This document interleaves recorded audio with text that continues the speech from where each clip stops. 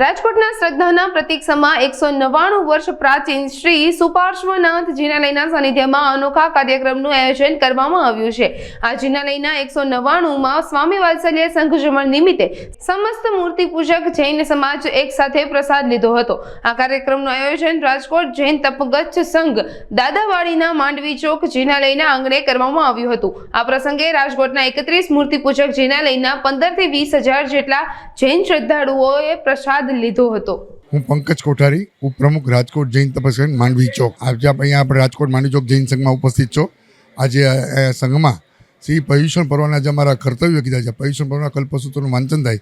એ કલ્પસૂત્રના વાંચનમાં એક જે સજેશન છે, એક વ્યવહારિક વાત કરી છે કે સંઘજમણ કરવું જોઈએ।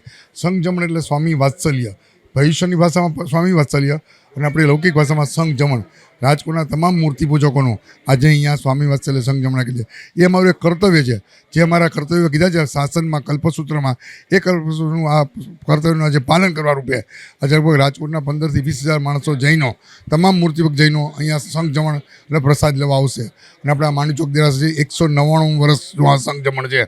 આવતી સાલ 200મું વર્ષનું સંઘજમણ આવશે અને 200મી વર્ષની તૈયારી રૂપે અનેક કાર્યક્રમો, અનેક આયોજનો કર્યા છે। એટલે ખૂબ ખૂબ છે આજે અમારું કર્તવ્ય છે।